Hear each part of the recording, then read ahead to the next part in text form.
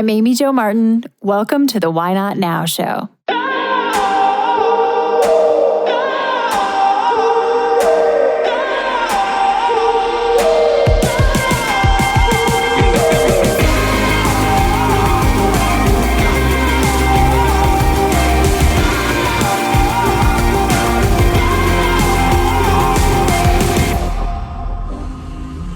You know that thing you've been thinking about doing? Yeah, that one. Why not now? Have you ever actually taken the time to ask yourself, what's stopping me? Let's talk it through. This is your chance to give that idea the attention it deserves and take action. Each episode, I have a chat with a fascinating person, from entrepreneurs to athletes, celebrities, my parents, rocket scientists, and all walks of life. We talk through a critical time when they've asked themselves, why not now? We dissect that day or even that moment, step by step. Just let go.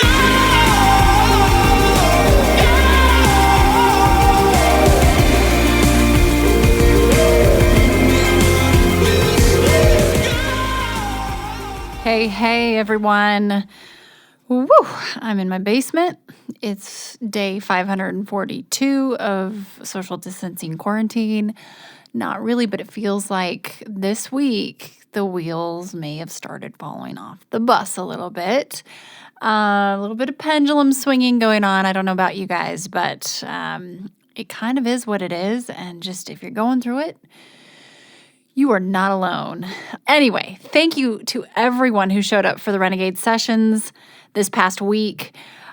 It was a blast. It was so exciting to see the specific, tangible ideas that you have that you're greenlighting. Like, you literally greenlit them by the end of the session, and we've got proof. You told us how you're doing it. So that was pretty darn cool. Join us for the next one. If you missed this last one, you can head to renegadesessions.com, sign up. It's free. It's live edutainment, sanitized from any sales, solicitations, all the things, because we just don't really need that right now. So I'm doing my best to serve and share what I've learned, and hopefully it will resonate and be helpful to you. We also have a live DJ, so that's not a bad thing. And if you sign up now too, we'll send you a replay of the first one, and you can watch it back. So there's that. Thank you to everyone. We're going to keep doing them. Just keep checking your inbox, and we'll let you know when the next one is. It'll be soon. A couple of quick things before we get into Jen Sincero, which I will tee up in a moment. Many of you are in the same house as your spouse for long periods of time. Hopefully you're able to have some sort of reprieve or exercise or some fresh air, but we know we're all kind of in the same spot with being around the same people or not. But if you find yourself needing a little tool to help you stay sane, Richard and I, my husband and I, recorded an episode a while back about the 20-second rule. And this has saved our marriage. It is episode 145 on the Why Not Now show here. And it's pretty simple, but we explain what the 20-second rule is and how it can be used. It might sound funny, like this is just a joke, and it is kind of funny, but it works. So the rules of engagement are in that episode, so take a listen if you want. Richard and I have worked together in the same house for years, and so we're considering recording an episode called "Working with Your Spouse in the Same House." So if you want to hear that, let me know. We're just here to serve. We'll record it for you if we get enough people who are interested, and if you're not, that's fine too. That's where we are these days. We're happy to hop into the studio and share some of our not only tips of what's worked, but what hasn't worked. Sometimes we learn more from that. Okay, so I was thinking, what does value look like right now? Like in terms of content creation, in terms of being an entrepreneur who's trying to serve customers, clients, audiences. What does it even look like right now? It looks like leadership. It looks like empathy, reciprocation, customer service, transparency. And I was thinking, there's an episode that I think would be really valuable to bring back out from the archives right now, and that's with Jen Sincero. She hits upon a lot of those things that I feel value looks like right now. And this isn't just my opinion, millions and millions and millions of people have voted because they've bought her books. I think she's sold like 3 trillion now or something, or like a quad billion. I don't know. It's a lot. I'm not going to look up the number because I know you trust me. But it's a series now, and there's a reason why these books sell, right? Because they work, because they're resonating. So Jen, if you're not familiar with her story, or if you haven't seen her book before, it's in every airport. It's all over the interwebs. She was living in her garage. She has quite the transformational story, but she gets down into the tactics, and she's no BS type of woman. So you're not about to hear a fluffy, inspirational type of story. Yes, there is inspiration in it, that's for sure. But this isn't, a fluffy type of conversation.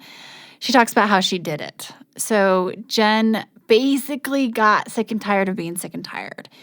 And right now, although it may not apply exactly to what her situation was, I think right now a lot of us are in this spot where we have a new normal and we're trying to figure out, what can I control? What can I change? And so those areas of your life that you're sick and tired of being sick and tired about, that you can change, that's where you're supposed to focus. So that's your circle of influence.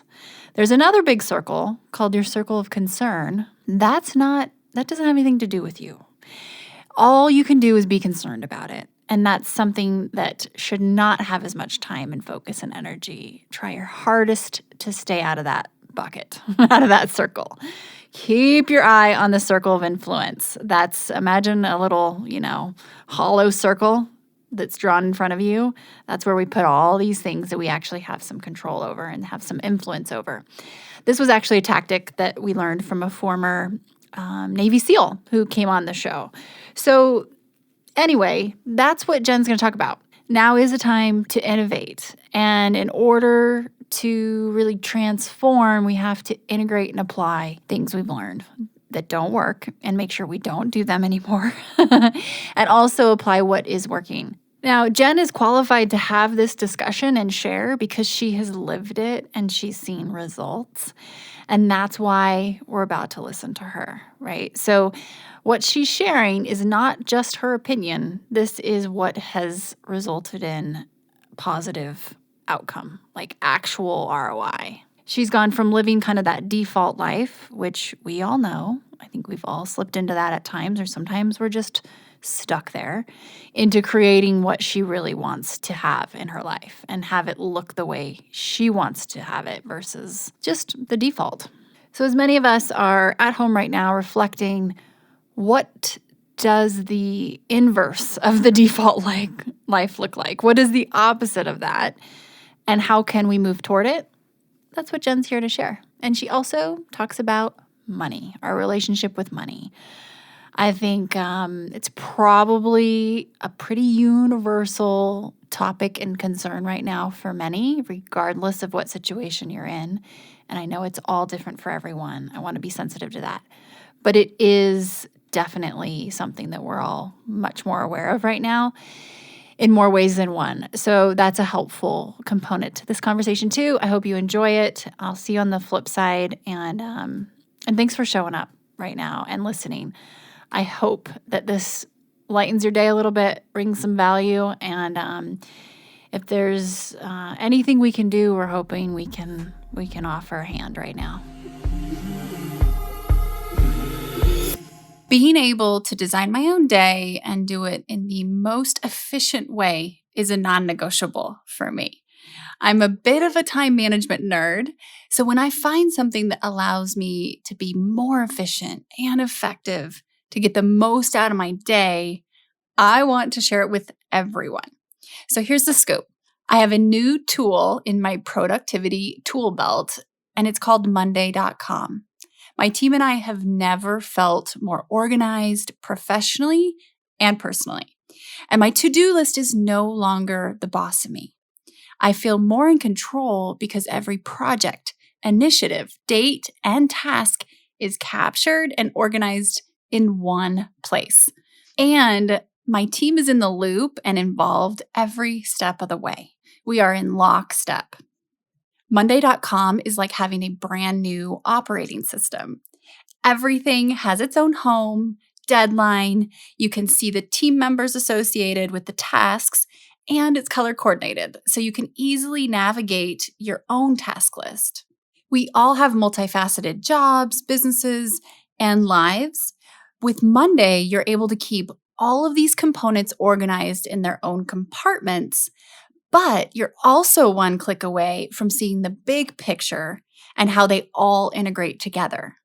Creating systems and procedures within your day and business saves a lot of time. For example, my team and I have a dedicated Monday.com board for this very podcast. Did you know that there are 28 steps involved in getting one podcast ready for air?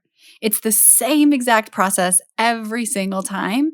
And it's a system that we have put into place. So we know the various key steps are assigned to certain people, and we've mapped out the entire process from start to finish within this one board.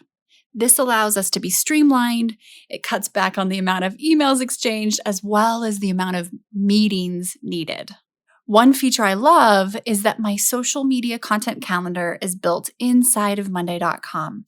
I finally have one that I actually use, I like, and it's embedded into my overall calendar as well. Another feature we use every single day is the Google Doc integration. You know I love a good spreadsheet. I can pull them into Monday.com and edit them right there versus having 97 tabs open on my computer, which is extremely distracting and inefficient. If how we spend our days is how we spend our lives, then I can't think of anything more important than using the time in our days wisely. Head to hey.monday.com/Amy Jo Martin to start your free trial today. That's hey.monday.com/Amy Jo Martin.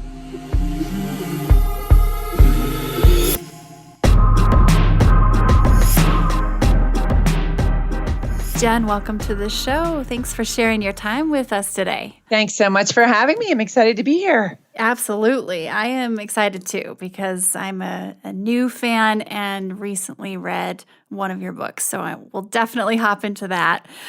But before we do, can you tell me about a time when you had a big decision to make and you asked yourself, why not now? And we'll talk it through. The one, I've had many, but the one I think would be the most appropriate to share is, and I've written about this trip in some of my books, but was a time that I decided to go to India by myself. I hadn't really done any huge solo trips. I hadn't done any real solo trips, especially certainly not somewhere that far away and that mysterious to me. And I was so terrified to go, but I knew in my heart that I was a traveler and that I was an adventurer and explorer.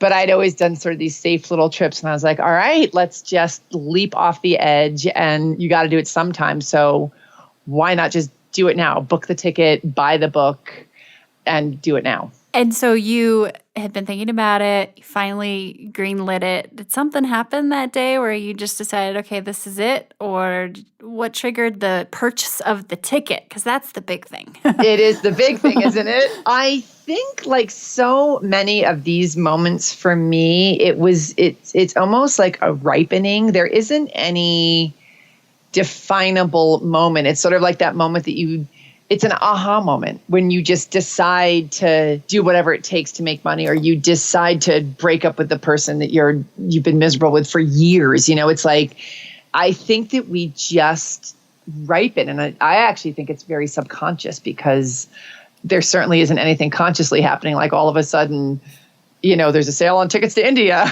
I mean, that wasn't what happened for me. It was more, I just got sick of putting it off and listening to my excuses. Why not? And I just did it. That's actually one of the questions I had mapped out for you, is to talk through this concept of, I just got sick of X.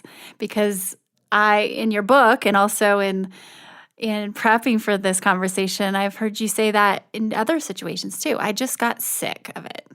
And that's recently actually happened to just this last weekend. I had a family member who was ready to make some big changes, and it was almost like a point of surrender to the resistance, right? It's like, That's whoa. such a good way to verbalize it. Totally. So you just got sick of it, like sick and Yeah. tired of being sick and tired. So was it a similar feeling, but maybe not as epic as when you decided to start buying the self-help books and you were living in the garage? Totally. It's all the same thing. And I think all of that is just what you said, where it's exhausting being stuck in a pattern that's not working for you. It's exhausting pushing against who you really are. It's exhausting making up excuses. All of that stuff takes energy. And so when you get sick of it, it really is truly a surrender where it's like, you know what? I'm working too hard here. I'm just going to let it go and lean back and see what happens if I don't push against, but rather receive. Yes. So for anyone listening, if you're feeling like you were just sick of XYZ, you're sick and tired of being sick and tired, that could be really great news because it could mean that you are ready. You are right there if you decide to take that kind of first step forward.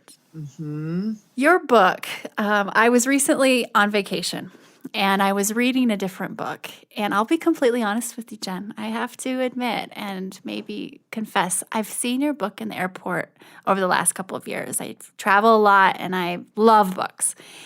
But for some reason, I didn't think it was for me. And I'm not against self-help and personal development books, but I just thought, I thought maybe it's for not my demo or something. And so I was judging a book by its cover. And then You're the first one to ever do that. I know, right? But I'm confessing because I was so wrong. So I get to Hawaii. I'm reading a book out by the pool, and it's called The Game of Life and How to Play It by Florence. I love that book. Yes. Scovel shit. And she wrote it in 1925. It's about the laws of metaphysics, blah, blah, blah. In fact, I think you might even mention it in your... Do you mention it as one of them? Yes. Crazy. Okay, yeah, I have it in the resources. So I'm reading this, and this woman next to me says, "Oh, what are you reading?" And I didn't know this woman from anywhere. I turn over and I show her, and she's like, "Is it good?" I was like, "Yeah, actually, it's pretty amazing, and it's so short, and I have all these notes and highlights and stuff." And I said, "What are you reading?" And she pulls out your book. And I was like, "Oh, tell me about that. Is it good? Like, really, be honest." And she had just maybe gotten into a couple of chapters, and she was like, "Yeah, I'm really enjoying it." Her mom had just passed away suddenly, and she was really grieving. And we started talking about it, and she said, "Well, why don't we exchange just for the day?" Because I knew she could get through mine in a day, and I was a pretty quick reader, but I could at least get to know yours well enough to see if I wanted to buy it, to test drive it. We end up trading, and she and I became buddies. We talked throughout the trip.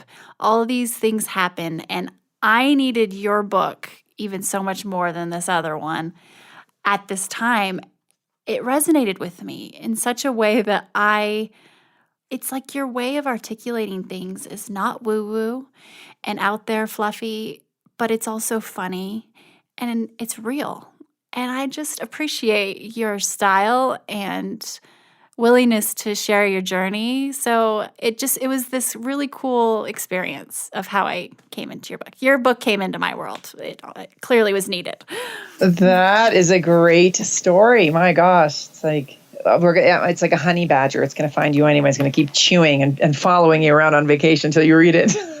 Exactly. And the universe was conspiring. And so a couple of things I'd love to expand on that you wrote and get some more of your thoughts. The way that you talked about needing to raise your frequency to match the frequency, or to match the vibration of the one you want to tune into. You clearly went through, your life journey, and you all of a sudden started just realizing these things? Or how did you get to the point to where you were able to articulate all of this so concisely? Were you still going through it? When I wrote You Are a Badass? Yes. Well, first of all, I think we're all always going through it. You never finished with the work. They have this great expression, new level, new devil. So I'm still alive, so I'm still doing the work. But when I wrote the book, it was definitely, I had been studying self-development and practicing and coaching it for many years. So it was a result of all of my findings and discoveries up until that point. Interesting to just the different areas that you explore. It's so prescriptive, but also it's equal parts inspirational, and they're tools too. And it's funny. So one of the things about just this concept of raising your frequency to match the frequency or to match the vibration of the one you want to tune into, did you dive into the science of that? Because you don't seem to me to be a super woo-woo type of person, yet this is explained in a different way that just doesn't resonate the way other things I've read have. That was honestly more from life experience than my scientific research, which is non-existent, because we do it every day unconsciously, sometimes consciously, but unconsciously.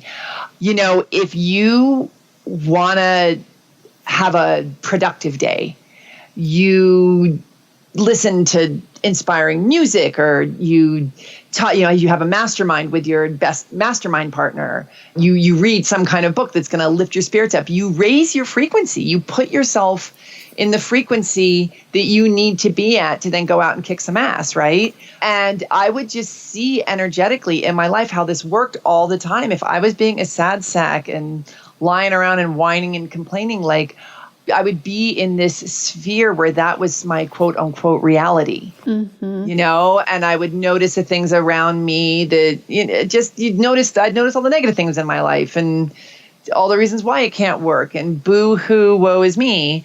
And then when you make the decision to not do that, you can literally shift your energy with some tools and some choices. And then all of a sudden the world looks totally different. So it's the same world. You're just attracting, quote unquote, attracting these things to you because you've shifted your perception. Our realities are completely based on how we choose to perceive our world. So this whole vibrational thing, that's how I really learned how to understand it, was by getting really serious about changing my life and then being diligent about the choices I was making with my frequency in order to make those changes, the things I wanted to manifest come true. It's amazing how you even say, we're all attracting energy all the time, regardless of whether we realize it or not, or if we want to or not.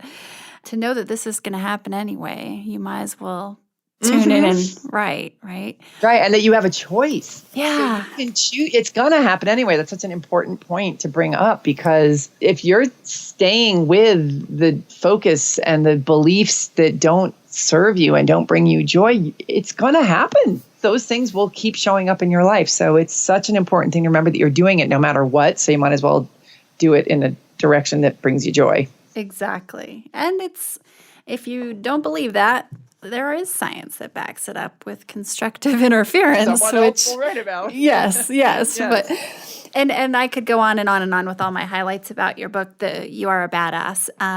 And I want to get onto some other things, but just a little bit of an innocent, ignorant question. Why has your book done so well? There are so many self-help books out there. And I have, my intuition saying one thing, but what do you believe is so different about it? Because it has. It's just been I know. Huge hit. Believe me, we've had focus groups and we're trying to figure it out too. All I know is in my intention writing it, and you're right. I mean, by the way, it did get passed on by every publisher because they're like, yeah, what the world really needs now is another self-help book. Mm-hmm. People passed on it right and left. But I felt like I wanted to write something, first of all, that was really pithy, that gave the information in as little time as possible, because patience is easily my most important lesson here on earth, and I am getting about I'd say C- in it. So I really just want the information. So I really tried to boil all of the stuff I knew down into really concise, short chapters, quick exercises. It doesn't need to take forever. So I think that appeals to people. I also think bringing some humor and some irreverence into this world of self-help that tends to be lacking in those departments. And I think, but I do think a lot of people talk about this, a lot of self-help authors, but I think also the fact that I've been in the trenches, that I, was sucking in certain areas of my life well into my 40s, and that I got it together later in life and can really relate to people wherever they are at in their lives helped. But I don't know, maybe because it has a yellow cover, it did really well. I have no idea. Like those are my feelings on maybe why.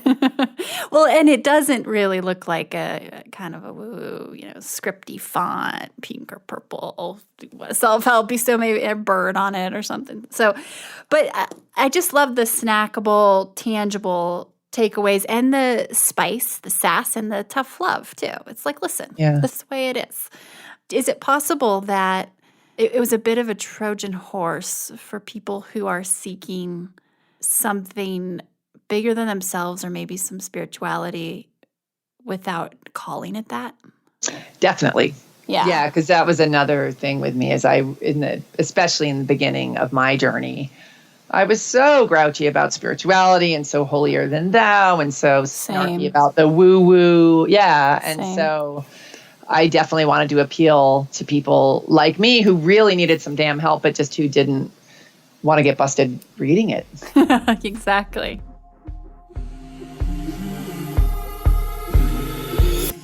We're going to take a quick break and we'll be right back. I'm hopping in here to tell you about a new discovery of mine. I'm in love, and let me tell you, I've fallen hard. We all like our caffeine in the morning. I look forward to that first, second, and fifth cup of coffee in the morning, but now I exclusively drink Super Coffee. I'm such a fan that I actually invested in the company, the team, and their culture. The love for what I do every day makes me jump out of bed in the morning, but Super Coffee truly fuels that fire. It's fueled with positive energy, from the ingredients they use to their brand promise. Super Coffee removes the negatives like sugar and adds the positives like MCT oil and protein so that you can maximize your day. I have an embarrassing secret. I used to be addicted to diet soda. I'd roll out of bed and pop open a can before my eyes were even fully open. I had never been a huge coffee drinker, but when I gave up diet soda on July 12th, 2015, yes, the moment deserves an anniversary. It was a big deal. I needed another caffeine source at that point. For me, that meant coffee with lots of artificial sweeteners, with crazy ingredients I can't pronounce that made me crash by 2 p.m. or so. Well, not anymore. Super Coffee is different. As I mentioned, there's no added sugar, and some of the flavors I love have 10 grams of plant protein. Now, I'm not a big meat eater, so this really helps, and they've just added a few new flavors to their plant-based offering, like French vanilla and sweet cream. They only use ingredients that are great tasting, great for you, and sustain you for the long haul. Nothing shady, only positives. The taste is delish, I can tell you. Take it from someone who needs that extra flavor to enjoy the taste of coffee. And Super Coffee also comes in ground coffee, Keurig pods, creamers, and more on their website, drinksupercoffee.com. One of the things my team and I love most is that on drinksupercoffee.com, you can shop Super Coffee's wide variety of products based on your dietary needs, including gluten-free, plant-based, Whole30, keto, or even vegan, right there on their website. There's something for everyone. While you're on the site, go ahead and stock up because Super Coffee is hooking up Why Not Now listeners with a 25% discount. Head to supercoffee.com and use the code Why Not Now for your 25% discount on all products. drinksupercoffee.com is the only place this offer is available, and your discount works again for all products. Just use Why Not Now as your code, all one word. There are no restrictions. I'm an investor in Super Coffee because the founders truly do walk the talk. Yes, their coffee provides positive energy, but so does their company culture. Their founders are three brothers who share a work hard and be nice to people mentality, and they spread that throughout their culture at Super Coffee. They know the importance of having diverse perspectives at the leadership level. And you know, I'm a fan of elevating women in leadership. In fact, one of my Renegade Accelerator grads, Jamie Christ, is one of those women. So once that positive energy arrives on your doorstep, hit me up on social at Amy Jo Martin and show me what flavors and products you went with. And bonus points if you try one of their seasonal blends. The company is growing quickly, and you'll probably start noticing Super Coffee in your local Walmart, Target, or Costco. They are now in over 30,000 retailers nationwide.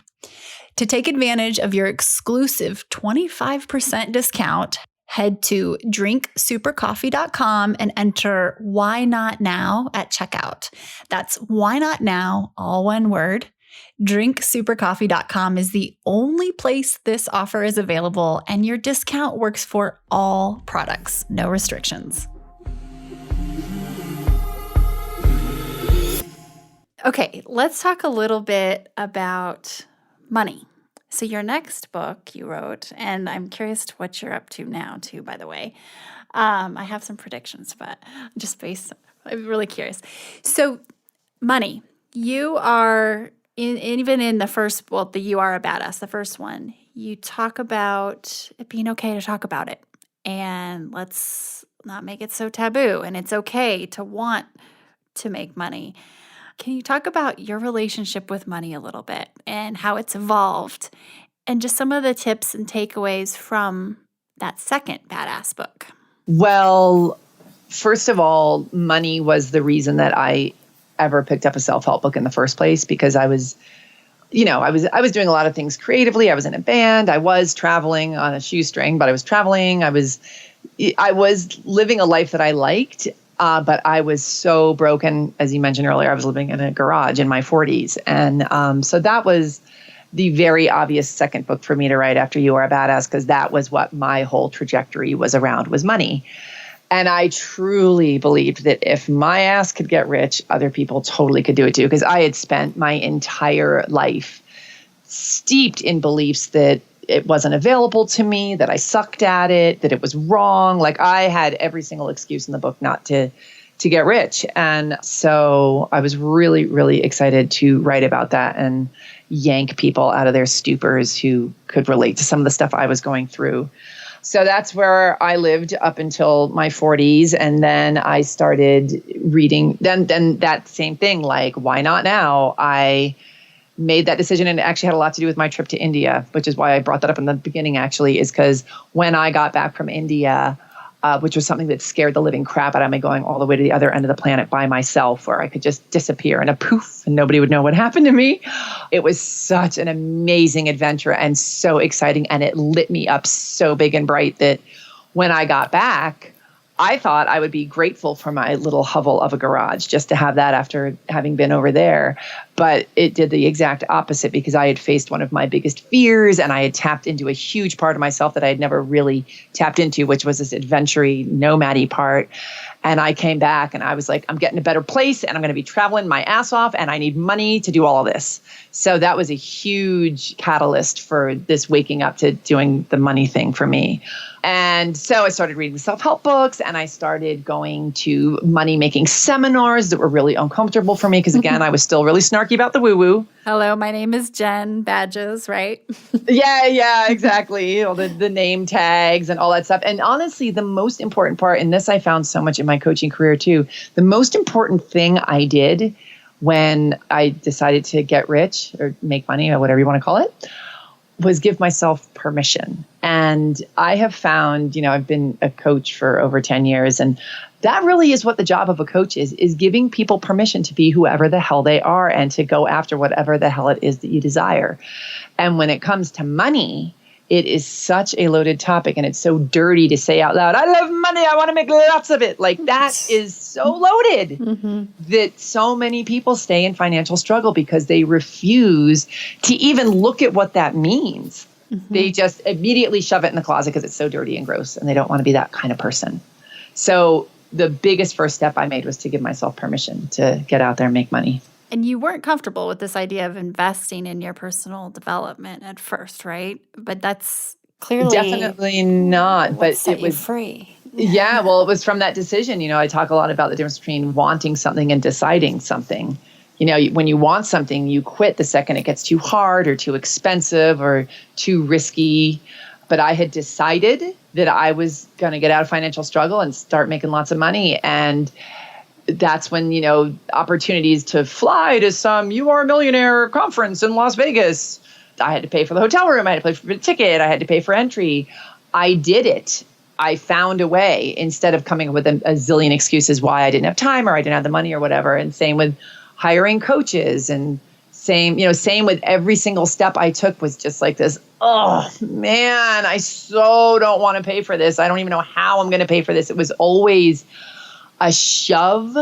But if you're serious about changing your life, you can't be afraid of that moment that seems impossible and something you so totally don't want to deal with, because that's outside your comfort zone. And that's the place where the real change happens. There's so many taboo topics here. Money, personal development, or self-help. It's just the semantics around some of these things. Even, sometimes meditation and mindfulness. And I used to think they were just such, fluff. And now I realize how much of a strategy these things are. It's incredible. So you even talk about toward the end of the book, you talk about getting very specific about money. So when listeners right now, let's say they have a why not now idea, a lot of the times what's keeping people from going from idea to action, they think, is money, right? From quitting Totally. or stopping something and starting something new, or even investing a little bit into something. It could be anything, but a lot of times money's involved. So for someone who says their excuse or their reason is, I can't because of money, what's the first thing you would say to them? Okay, so you can't because of money. So let's pretend that I have a gun to your head and you have to come up with this money to do whatever it is that you desire to do within the next 48 hours or it's over. The things and I'm not talking about doing anything illegal or, amoral, but how would you push yourself differently? How would you put yourself out there differently? What risks would you take to get that money in your hand if it was a life or death situation versus I want to start my own business? And it's amazing what people do when they have to, Wow. That's great. It's great a mental exercise construct. And just start listing, get out a piece of paper and say, I could do X. I could technically sell this. I could technically stop doing this. Yes, exactly. I could call this person. Yeah. Yeah. And running the numbers. It's amazing how we have this mental block and we just think, oh, I can't because of money. Yet, have you even looked and ran the numbers of what it would take to get there? Wait a minute. Totally. Pencil. No, I have to say, the most common excuse I find for people who have day jobs that they can't stand is they can't quit because of the health insurance. And I'm like, well, how much does it cost to go get health insurance on your own? And they have no idea. And they're staying in these jobs that they hate because of the health insurance, and they have not even looked at the numbers on how much it costs to get health insurance. So you suggest to the readers that you get specific and create a mantra about exactly what you want to have. Can you talk a little bit about that, how someone would do that? The first step in creating a mantra is becoming aware of your limiting self-talk on whatever topic it is. So, and I'm a big believer in one mantra at a time, just one. We've all got many areas of our lives that we could probably upgrade. At least I do. Pick one that you're the most excited about now and then do the work on, okay, what are my beliefs about this topic? So let's just take money because that's what we're talking about. But so let's say if you're anything like me back in the day, my mantra was, I can't afford it. That would come out of my mouth every day, 70 times a day.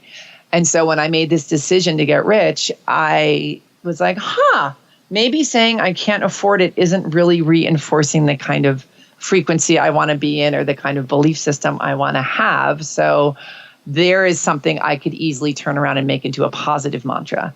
So instead of saying I can't afford it every time I wanted to say that, I would say, money flows to me easily and freely. And even though at that time it didn't seemed to be so, I kept saying it over and over. Money flows to me easily and freely.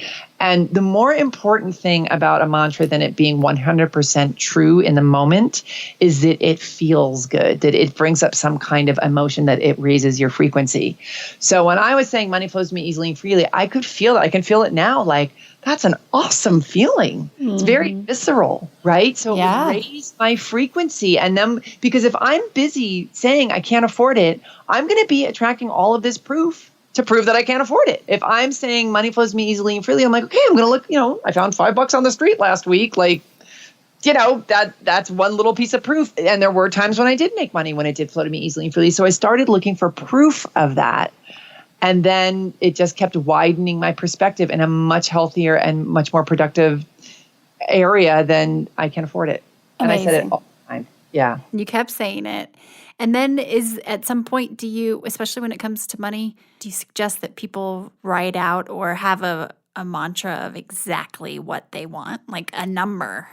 Yes, especially with money. Money is about numbers. Money is the one, I believe in specifics all the time anyway, because vagueness, if you just, I want to get rich, like, but it doesn't even mean anything. You can't get emotional about vagueness. You can get very emotional about a trip to Tuscany with your boyfriend in July, and thinking about where you're going to stay, like that. We are emotional creatures. It's all about the emotion.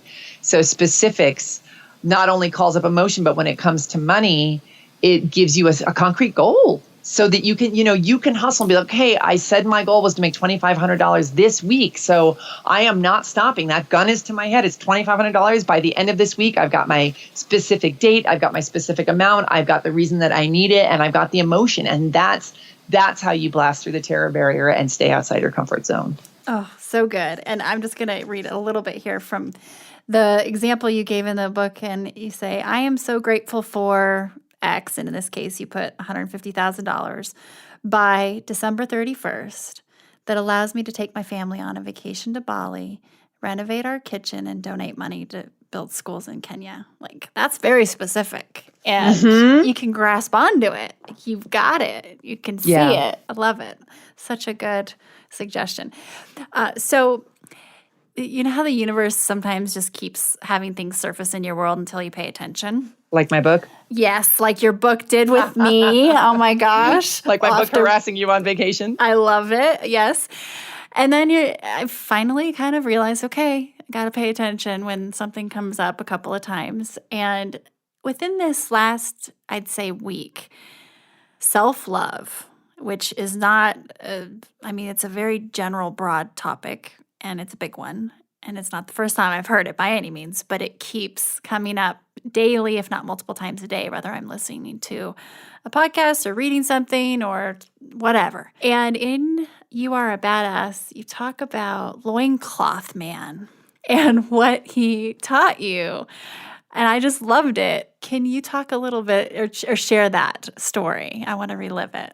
Well, I go backpacking in this area of Southeast Utah. Actually, that's the Bears Ears area that is in very deep danger of getting ruined right now because it's no longer federally protected. But anyway, it is a magical, magical place. It's totally going through the looking glass. And I would go backpacking there every year for like 16 years with these two friends of mine. And we never saw anybody because we'd be deep in the wilderness. And then one day, one of my friends bumped into this guy wearing a loincloth, carrying a squirrel and a spear. And when me and my other friend caught up to him, he told us about him. And then, and we finally met him. We didn't believe him at first, but then Loincloth Man came around the corner and he was just this guy who was living wild in the canyon for years and eating squirrels and getting deer pelts to keep himself warm. And I just thought that was such an incredible choice to make, and talk about giving yourself permission, to be a freak or to be, what other people would think is a freak, or just to really live exactly how you want to live and do what brings you joy. And I just was so impressed by him. And actually, I love that you just brought him up because he recently contacted me. Wow. He has a technology. Well, with technology, I guess he came out of the canyon and got a phone and an email address, and someone's like, hey, I think some chick put you in her book. And he now teaches, he was teaching survival skills, and I think he's got a show on the Discovery Channel or something, but he's really committed to living life exactly how the hell he wants to. And I just love that. I love it too. That's so cool. And I think you end that chapter with, I want to be loincloth man. And it's about him. or like I him. don't You don't want to want be it. him. No, Yeah. I Okay. don't want- Fair enough. Fair enough. So that just, it's interesting how that's the first step, isn't it? Like we have to give ourselves permission, or at least one of them. It's really such a basic, but it's hard to unlock these other doors if we don't have the primary. And meditation's the other thing. The way you described it is something that I haven't been able to articulate, but it's really what tricked me into meditating. Is someone said, you're going to have better ideas, and better ideas will come to you if you start meditating. I was like, really? Sign me up. Like, get more creative. And the difference between meditation and praying. Can you share a little bit of your thoughts? Sure. Meditation, this is how I define it. I don't know if this is the textbook definition, but I feel like meditation is really blank and quiet and releasing all thought and all intention and just getting into a space where you're connecting with the universe. And, listening to whatever comes in, whatever impulses, whatever ideas, whatever emotions and feelings. And I see praying as something that is more intention setting and informing the universe of desires. And that's what was just the word. So meditation is about receiving information from the universe, and praying is more about sending information. And that really, I think, helps or can help people understand the difference, but also it's kind of like a download in a way. You're receiving. When I read that, I went, yes, that doesn't. It's Hook me up. Yeah, absolutely. So, has your practice? How has it evolved from when you first started meditating?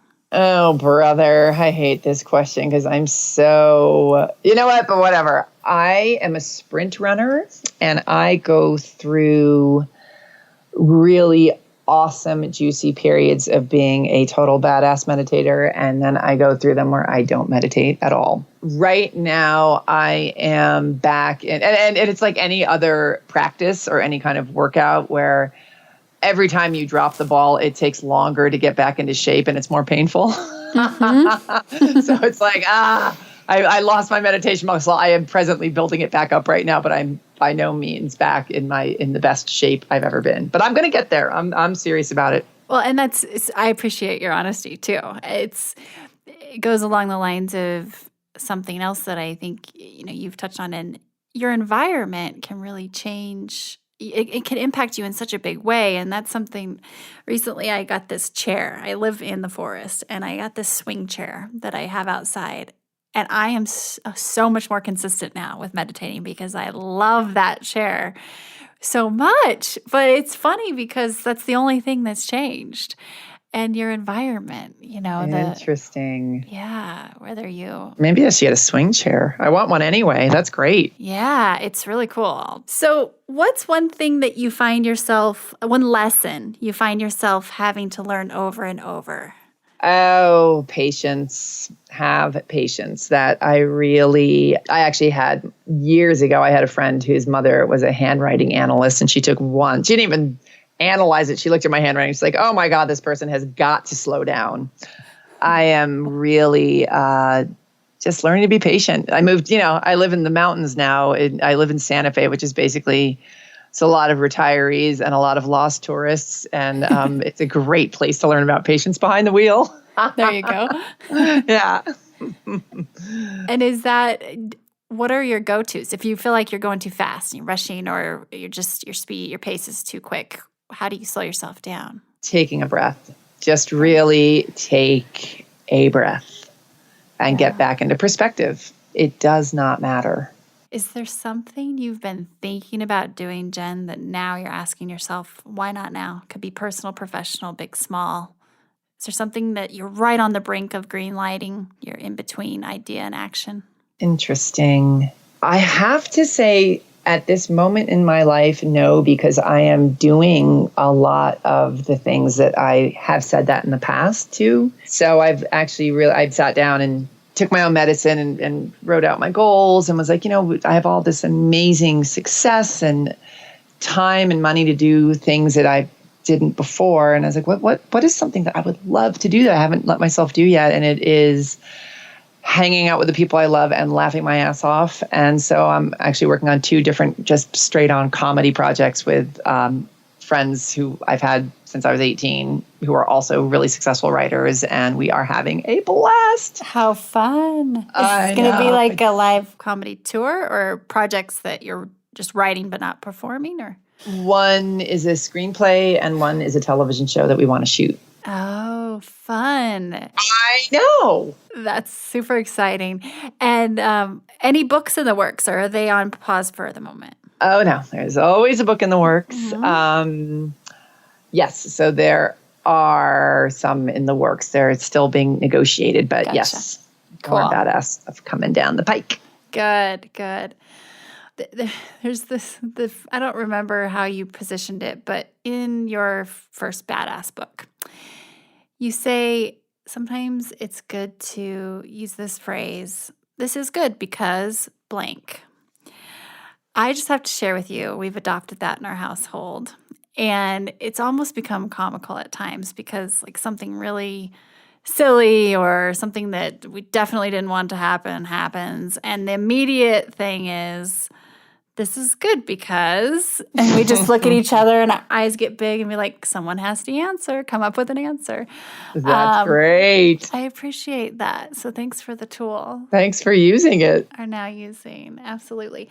And I have a few rapid fire questions for you. All-time favorite book?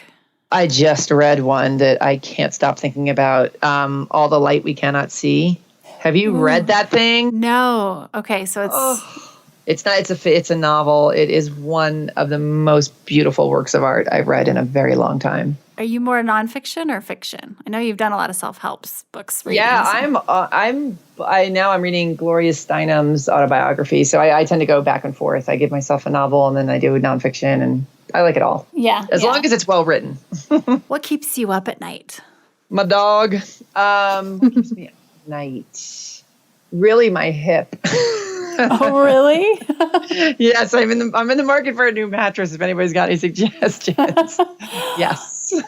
I don't. I'm lucky. I've gotten pretty good. This is where meditation, folks, can really help you out. It helps you unhook from thoughts, especially ones that might keep you up at night. But as a metaphorical term, what keeps me up at night is what's going on in the world and our country. Mm-hmm. Can understand that for sure. And pirates or ninjas, who's tougher and why? I'm going to say pirates because I don't really know that much about ninjas. And you know pirates well? I know pirates really well. Great question. Because I think the sea is terrifying, and being on a boat in the middle of the ocean takes some serious toughness. Yeah, fair enough. I'm team pirates too, so we'll join you on that one. You're in a crappy mood. How do you get to happy? Music. Yes, that's right. We didn't even music. touch on your music, the aspect of your life. And what advice would you give to your younger self? Don't worry so much. Trust that everything is going exactly as it's supposed to. I saw a picture of myself when I was like 28, and I have my legs crossed twice. You know how like you can cross your legs and you tuck your foot behind your ankle? A yoga move or something? Exactly. and I have my arms kind of doing the same things, and I'm biting my nails. I was like, oh my God, loosen your bone, Wilma. I am just literally tied my body into a knot. I used to be very concerned that I didn't have it all figured out and didn't know what I was doing and didn't know the end results of things. Yes, same.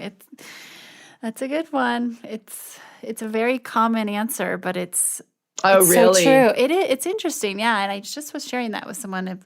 I get to interview some of the world's most fascinating people, really. And when you start to pull that data of that answer, it's like, wow, trust and ease up. Usually, relax a little bit. Listen up, everyone. I mean, that applies always. I don't think we're ever done. Yeah, no, absolutely. Say old age or age definitely loosens you up. It's much easier for some reason. Well, and this is been awesome to connect with you. The best place for people to find you, where do you like to connect online? My website, which is either youareabadass.com or jensincero.com. Both will get you to the same place. Awesome. And thank you so much for your time and sharing. It's a pretty cool treat to get to talk to you, especially after just reading your book. Likewise. Thank you so much. This was really, really great.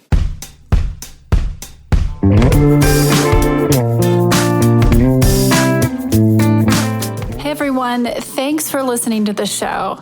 Hit me up on social media to let me know what you think. I'm at Amy Jo Martin on Twitter, Facebook, Instagram, and LinkedIn. And I want to hear your Why Not Now moments so I can share them on the show. Just send me a note to whynotnow@amyjomartin.com. For show notes and other offers, you can visit amyjomartin.com/whynotnow. And while you're there, don't forget to sign up for my email newsletter for exclusive content and announcements. A big thanks to Rock Salt Music for all of the tunes by the talented John Coggins. And of course, a hat tip to Richard Brewer for editing and producing the show. I'll see you next time. And until then, why not now?